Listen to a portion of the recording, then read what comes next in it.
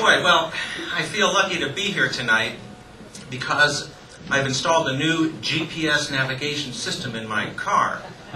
You have to select the language and a personality type, and my son had it set to teenager, so it took me to higher ground.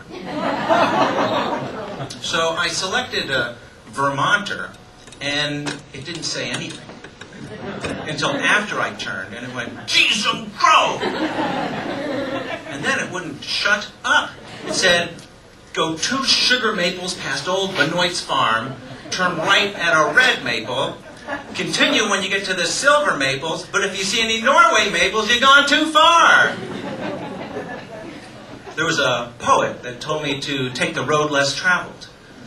There was a cartoon character that told me to go straight.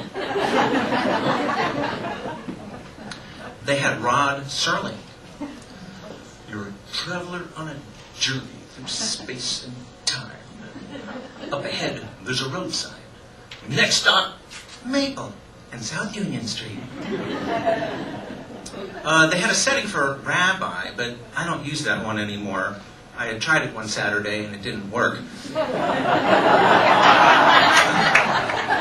And then it drove me straight to my synagogue, but it had me park 2 blocks away so I could look as if I had walked.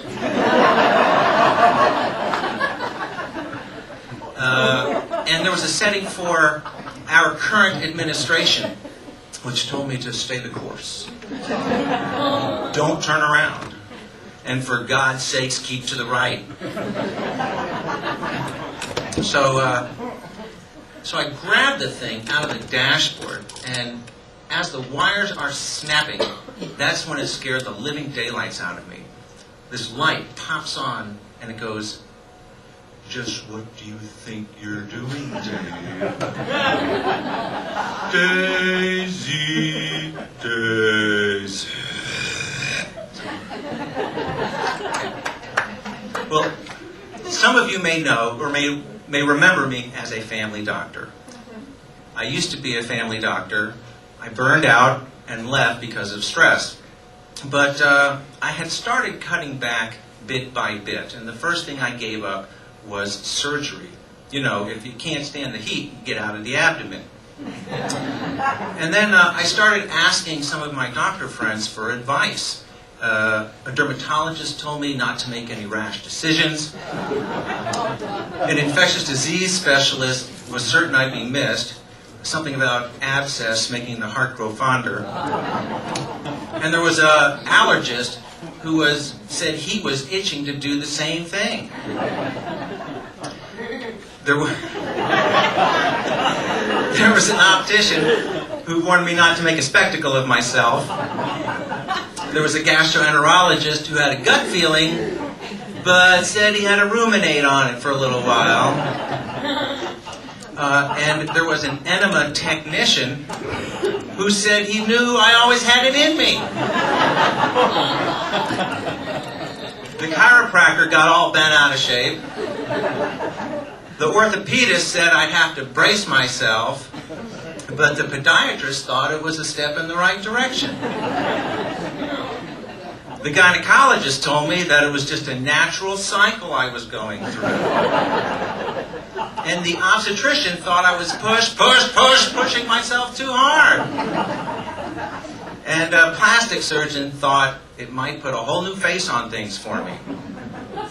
The audiologist didn't like the way it sounded, the acupuncturist didn't get the point, and the anesthesiologist said it couldn't hurt. In the end, I took the advice of the sexual addiction therapist, the sex addiction therapist, and fucking quit.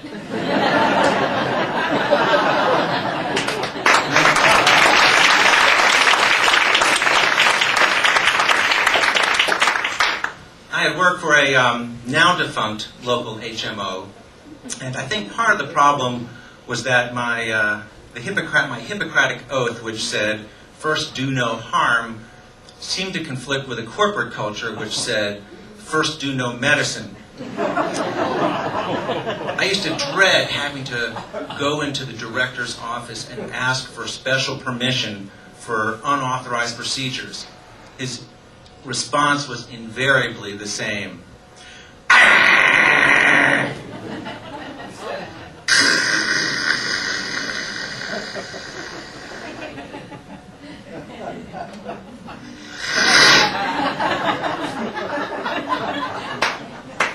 I think a good reality television show would be Survivor, the HMO.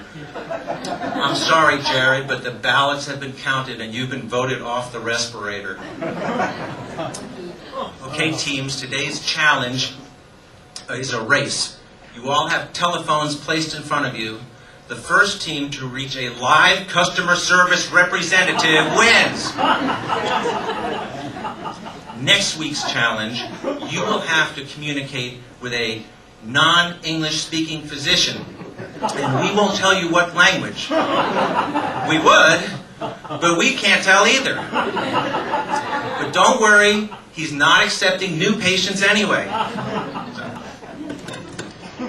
When I was a child, I created my own superhero, AlgebraMan. I was in that phase of childhood which my wife, who is a psychiatrist, has diagnosed as latent nerd. I was 20 before I came out of the notebook, so to speak. That's natural for the nerd life cycle. You know, latency followed by the three larval stages, dweeb, dork, and geek.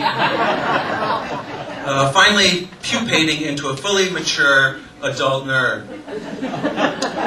And I embrace my lifestyle now. I say, be the nerd, feel the nerd, live the nerd. And my wife's been very supportive, except maybe the one about feel the nerd.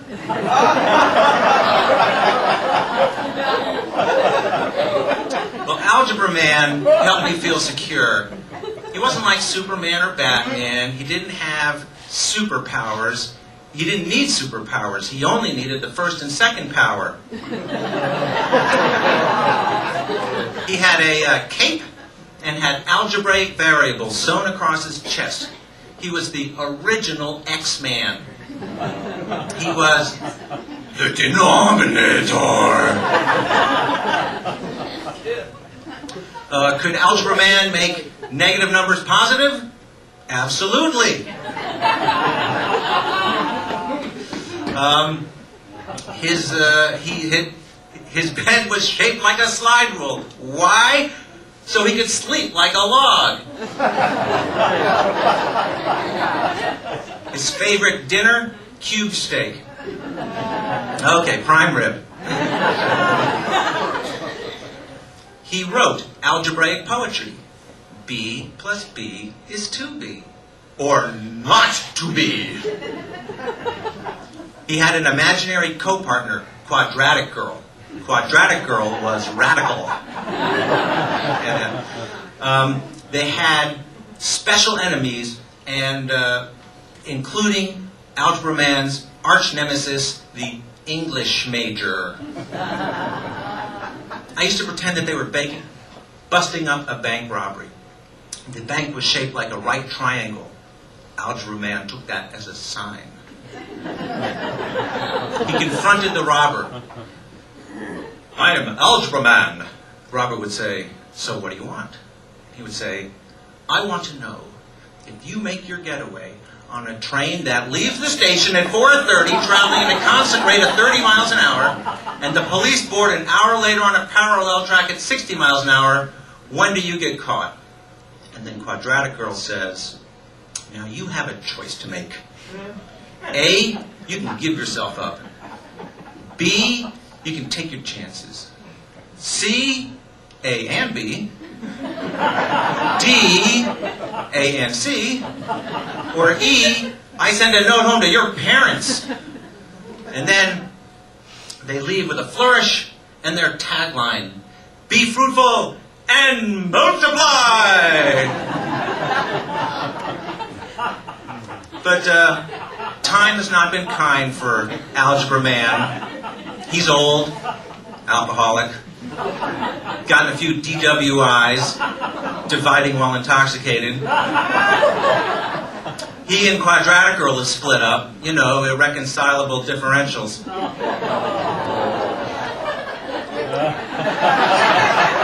You can still find him at his favorite bar on the Mobius Strip. He still hangs out with other nerd superheroes like Team Avogadro, all 6.02 times 10 to the 23rd of them. But what bothers AlgebraMan the most is that he gave his life to mathematics, but now he's history. Thank you.